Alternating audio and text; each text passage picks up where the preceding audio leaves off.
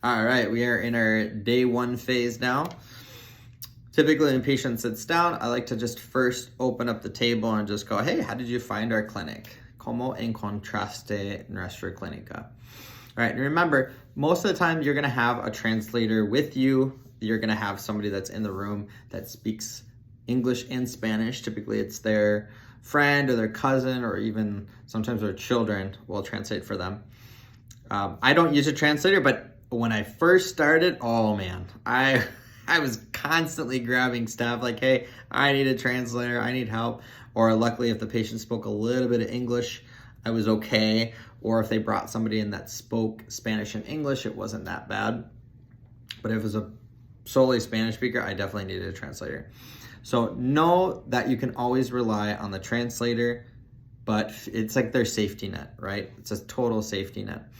And you're probably gonna suck, like I did, for many months, but it will start to get repetitive. You'll start to ask the same questions over and over again, and that will give you more confidence. And really, at the end of the day, it's not like patients are gonna go like, oh, you don't know how to speak any, like, unbelievable. You didn't know how to say that word. You gotta say it like this, you know. No, they'll hopefully they'll respect you, your doctor, and they'll respect you just like they respected me, and they'll actually try to help you try to find common ground during conversation to make sure that everybody is heard and understood. So typical questions that I'll ask them are, what brings you in today, or how can I help you? And then we talk about their pain. What type of pain is it? ¿Qué tipo de dolor? Is dolor con piquetes? Dolor con general? Right? I'm lazy sometimes even with my own pronunciation.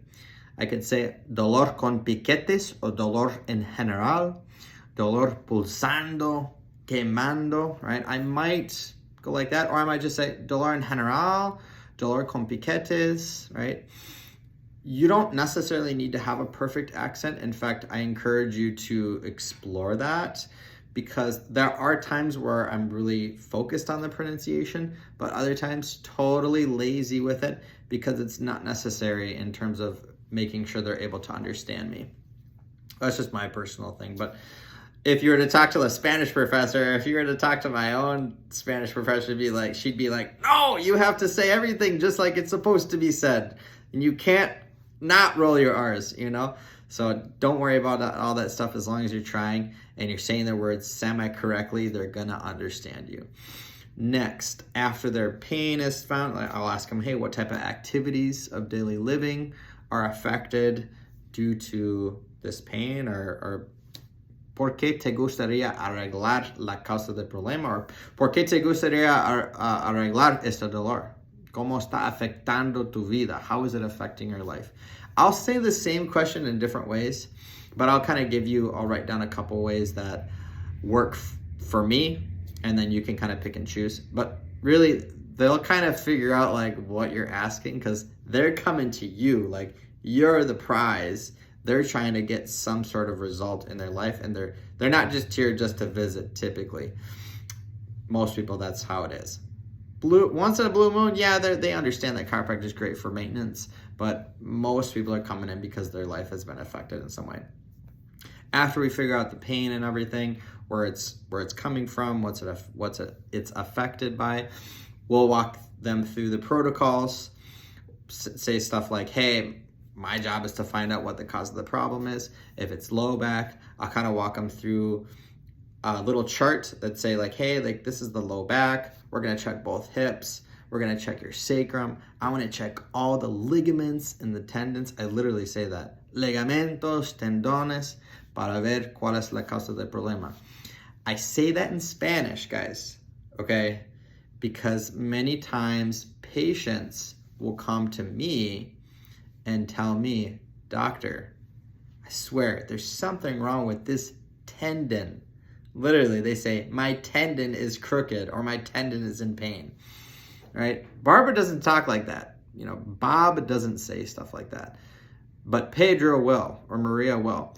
So the reason I say in my opening spiel, hey, I'm gonna be checking your bones, your muscles, your ligaments, your tendons, even though like, do we actually check tendons in the hip joint? Probably not, but I'll at least tell them, hey, I'm gonna look at everything to make sure what the cause of the problem is and to see if it's something that we can help you with. Para ver si o no podemos ayudarte.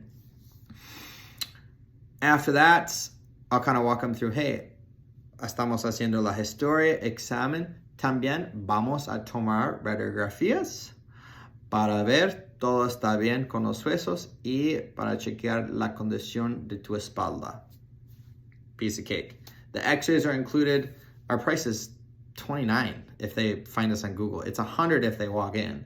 So they're smart. They know x-rays are hundreds of dollars at the hospital or the medical clinic nearby. So I have no problem charging people $100 plus on the first day for the whole shebang, the history, the exam, the x-rays, and even a complimentary therapy. I mean, they're getting a ton and they know it. So after that, we walk them through to the exam and we're gonna head there right now. So pretty piece of cake stuff right so far.